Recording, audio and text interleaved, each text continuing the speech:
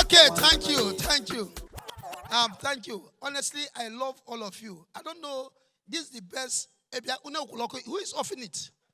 Don't off this light again. I said it before, I will not talk, but I will talk this time around. Bikonu. Bye no kwa. Thank you.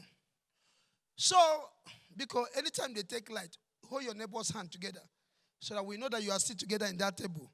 Before I send a mother Paula here now. Okay, this evening, this show is a comedy show. My name is Prosper Chukwudi, but popularly known as Mazi Prosper. For those of you that know me, I'm a radio presenter. I work with Classic FM. Put your hands together. That's a good thing. But that is not what I read in school.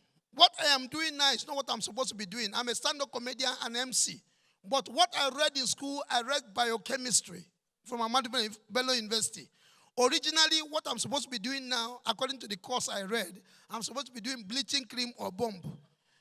Are you getting me? But because of the frustration of this country, I left what I'm supposed to be doing this one. Are you getting me? So this night, don't even add frustration to what I have been frustrated before.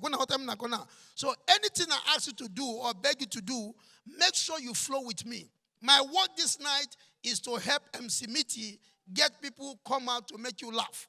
And the work of my friend, Abuja most celebrated Nigeria. Any of you that have been to any party that you see people dancing, sweating, they don't even know why they are dancing, sweating. It is called DJ IB Mix. This guy is something that, put your hands together one more time for him. I promise you we're going to be having the best of time. The real guy have not come up here to, he's somewhere there. You know, all these people that are good, they don't come out anyhow. They're like big masquerade. When they will come out now, you don't hear that music have changed. This one that is there is his cousin. This guy was formerly in the village. On a we in the village. So he now call him, say, leave village and come to town and make it. So the guy is making it now. He's a popular guy now. So he's in town. Now, like I was saying, my work here is to make sure that we enjoy our evening and enjoy our money. So, but I will start up by making us relax this evening because one, I'm a comedian, also an MC, and also I'm a responsible young man because I am married to a female wife. Yes, people are marrying men. Now you have to talk which one you married. My own is a female wife I'm married. And I have two lovely children and I pay school fees. Clap for me. You know, the reason why we add school fees to our introduction because if you successfully pay school fees in Abuja, you are doing very well. Because one term school fees in Abuja is 7 years house rent in Ibadan. So when you pay here, you can go anywhere at any time. Because Abuja house rent also is one of the things that affect people. I tell people that moving into Abuja is not something you plan overnight. No, Abuja, if you want to leave any state where you have been before to move into Abuja, you plan it, you pray about it, you fast. Then you will hear the voice of God say, son, move. And as you are hearing the voice, make sure you confirm from God, which area am I moving to? Don't use your arrogance and pride because you have 2 million. Move where? You are dead. There are 2 places you must avoid when you are relocated to Abuja. One is Wuse. The other one is called Meitama. I tell people that they don't rush to come to Abuja because one thing that pains people when you rush into Abuja is the house rent. And the problem with Abuja house rent is not the first one. To pay the first one is always easy. Are you aware of that? It's when you want to renew it. It will not look as if it's 2 months you have lived. Meanwhile, you have completed your 1 year. Are you getting me? That time you see tenant arguing with landlord. Landlord, when did I pay the last one? Oh, come out from there. Are you getting me? So, if you want to move to Abuja, avoid Wuse and Meitama. Because if you, out of arrogance, pay your first rent in Wuse, I promise you, when it is time for you to renew it, you see yourself in Suleja. Because Abuja house rent know how to rewind people from where they are supposed to start to where they are supposed to. If it starts from Suleja, you come to Abuja. If it starts from Abuja, get it all not to Suleja. It will humble you to start small. That is what the Bible says. Do not despise the days of your little beginning. The little beginning is from Kaduna Road, becoming. Are you getting me? Or from Nyanya, give power to Abuja. That is the little beginning. But he here. He get returned to that place. He didn't start. So be careful where you are starting your life. And another thing you must avoid when you come into Abuja Anytime your money is coming up, you want to buy a car in Abuja, listen. Avoid any car in Abuja they park by the roadside and put gallon on top.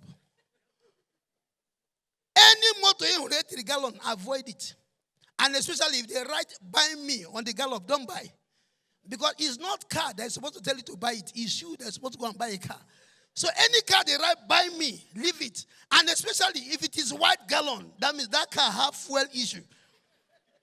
If it is black gallon, it's shorting oil. So you need to know which gallon they put on the car to know what you are going to face in future. That is how my friend in 2012, this guy started pushing me, Mazi Prosper, you need a car. In 2012, I just came into Abuja. Before you know how God announced people. My name was every year, Mazi Prosper, Mazi Prosper. The guy told me, I didn't know that the guy was not successful right from time. He said, we need a car, we need a car. I thought maybe we were going to contribute money. I didn't know it was my money. He's sending me. I said, my money is not complete. He said, any amount you have can buy a car. I said, in Abuja? He said, yes. I said, let's go. Where is the car? Anytime you ask somebody a question, first of all, point. Before he talk, you are in trouble. I said, where are we going to buy the car? He said, that side. Which side? He said, Monabanyanya. That is when I know the problem will come. When we go to Monabanyanya, at that Nyanya pillar, they normally park cars there. The moment we came there, say, hey, see the place here. I want to price one car. He said, no. Any car where they don't wash, the owner know the value. He said, see this one where doors don't cover. Price them. And the thing look very, very sensible. The car where doors cover, that means the owner never know what's in the car. So when you price them, they go reduce money. And that's how I price it. I said, who is the owner of this car? The way I was shouting. Who is the owner of this car? One man came out. What is the problem? I said, I want to buy this car. How much? The owner of the car now asked me, how much do you have? That's when I know there's a problem. How can you ask me how much do I have in your car? He said, bring it like that. Even though I gave him money, this guy counted the money. No argument. He gave me car key, he gave me receipt. But the problem is that he started running. I said, okay, why did they run? He said, you go find out what they buy. So I didn't know what I was buying. It was when I called this house up to help me wash the car. Let me see what I was buying. When they are washing your car, there's a way you put your hand in your pocket to check what you are buying. As they were washing it, I was going on. As I was going on, I looked the front of the car. The name of the car in front is called Honda Civic. I came behind to check the name. Behind, the name is Mazda. I said, Chineke, come, what is the name of this car? They say, they move. They say, oh, guy, they move. I said, okay, since they move, I am going to give me key. Immediately, I opened the car driver's space. I sat there in the car. I closed the driver door. The passenger door opened. I said, Chineke, what's the problem? They said they work together. I said, okay. I came down, I tied the passenger door. I put key to start car. The wiper started wiping. I said, what is happening? They said, he worked with the ignition. I said, no, I don't want things that work together. They said, okay, so the car, they work. But the problem now is that I was trying to start the car. I don't know any of you have driven those cars. When you are starting it, it will be laughing at you. Immediately I put key to start the car. So then he had something like, so I adjusted, I put it again. He got to an extent, the car started coughing. I said, what is this? They said, I saw you operate. The man said, don't start again. There is no fuel in the car. I said, no, there is fuel. Because in the fuel tank, it was on full. They said, I saw the car there. Full means empty. Empty means full. I said, I said, no. They say it's empty. I said, what do we do? He said, push the car. So we pushed the car to a filling station to buy fuel. My phone started ringing. Why is my phone ringing? It was the man who sold the car that was calling me. I picked the call. I said, okay, why they call me? Now go, George. He said, shut up. I won't tell you the next way you go do. I said, what it be that? He said, they see you now for filling station. I said, what happened? He said, I won't tell you, make you cover the exhaust. You said, make I do it. He said, cover the exhaust. I said, okay, please get out from my phone. I off the phone. Brethren, if I know, I would have covered the exhaust. Do you know they are putting fuel for me in the tank? It was coming out from exhaust. I don't know. Put your hands together, ladies and gentlemen. Okay, at this point, ladies and gentlemen, I believe you are relaxed. I have some upcoming comedians who will thrill you now. From then, we'll begin to bring in the Ishakatipo. Then later, I will now bring in the Surugede himself, which is the reason why we're here this evening. Please, do not forget what I have told you. Tonight is the night where you came to laugh and enjoy good music. Enjoy whatever is on the table. We have different things for you. Any kind of food you want, ask us, we'll bring it. Whether pounded yam, allow me to finish, mommy. Pounded yam, those of you that like banga soup, anything you want, tell me, I will tell them to bring it, then you not pay. Amen? Anything you eat, you pay. It was not in the program. Are you getting me? But here they sell it. So like,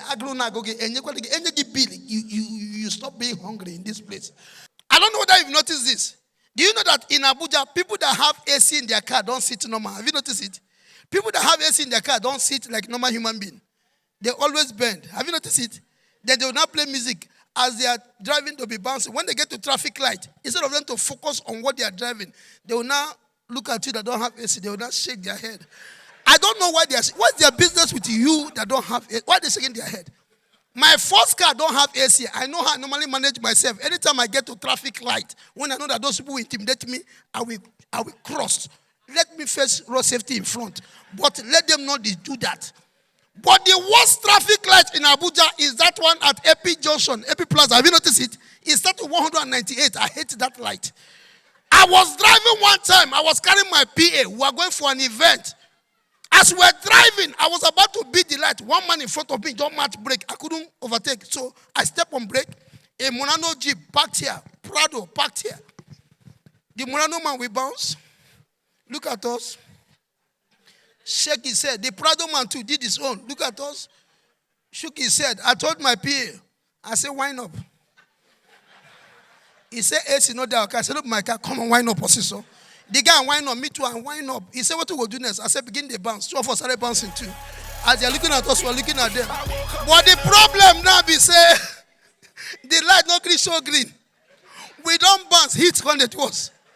Now people did their car, going to say, young man, wind up, and not die for that car. Because of my age in the industry, I don't come out anyhow. So I come out when I feel like coming out. And any moment from now, I'll be going back again. You will not see me. Then I will not think of when to come out again. And you can't do anything. I'll come at that time. Because it's not me you paid money. You paid to Miti. So he cannot be stressing me. Who don't even know that he will give me money. You know how this life is. You know, while they were talking here, those guys were talking about children. I told us, look at these children. Look at them. I teach in my Sunday school and the teens church. Almost all my teenagers, everybody, all the children, their legs are straight. Are you getting me? One day I was teaching these children in the church. Now the children don't have fear. One of the children look at me and say, Uncle Prosper, why is your leg like bow leg?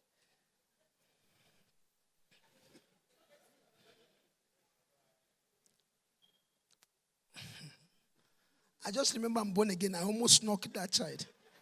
But I just remember the Spirit of God. Do you know what I told the child? I said, I don't blame you. Because in your time, when they give back to you people, you use what they call pampers. Pampers is what makes children's legs straight. All of you know, if you were born in the 70s, there's nothing like that. We use napkin. Napkin is like towel. By the time they fire you, put your pin here. Your leg, this is how you walk. We walk. All our legs were bow leg. Nobody had a straight leg. Because there's a pin here and the towel is here. If you are walking, you'll be walking like a high priest. Are you getting me? Children look at me and be telling me my leg is not straight. Nowadays, parents, you people have to repent. The way you are treating children now, our days, children, your parents will go to market, buy things. They will be cooking for you to eat. A child will come to kitchen and look at the mom. Mom, what are you cooking? He said, I'm making rice and beans. She said, no, Mom, I can't take that. Can we do Indomie? The mother will not beg. Okay, sorry, honey, I'm coming. They'll keep rice and beans. They start doing Indomie for the child to eat. That is why they are controlling us. Remember your time. In the 70s or early 80s, who born you to tell your parents what you want to chop? At 3 months, you don't chop what your elders they chop. The way our parents used to feed us is not how you people are feeding. Now, you people are very kind. The way our parents feed us, Anna Gary, as they are turning Gary, you'll be crawling because you know what will happen to you. As you're crawling, they say, Gigi, hold him. They'll catch you. When they catch you, your mother will now bring that short chair. Sit down, put her wrapper like this. Carry you, put in the middle. Catch your hand, put it. The other one. By the time they finish giving you'll be walking like somebody who is drunk. This is how you'll be walking. You are here telling your children, they're telling you what you want to eat. You are not pitying children. They give you food. Those days, nowadays, children will just be doing anyhow. A visitor will come to the house. Your child can even carry a cup and beg for drink. Those days, the moment they give visitor drink, with the children, you don't come out, you hide. Then you hook up. The moment your parents go out, you now come out. Uncle, put for me small, put. And as you are begging, I don't know how our parents normally know from kitchen that we're begging. They will call your name from kitchen. No, sick. As you hear your name, your hand begin to shake. The next you tell the uncle, I am playing here. I am playing. But nowadays, children know they fear. I was emceeing an event, child dedication. The moment the woman gave me juice and gave me small cup, the woman's son, Junior, carry mug. He said, Uncle, put for me. Uncle, put. As they were saying it, you know, those days, parents talk with eye, we understand. As the guy was begging, the mother used eyes. Junior, wake up, was looking at the mother's eyes. The next thing, Junior asked me, Uncle, what's wrong with my mother? I said, she will kill you. Put your hands here, ladies and gentlemen.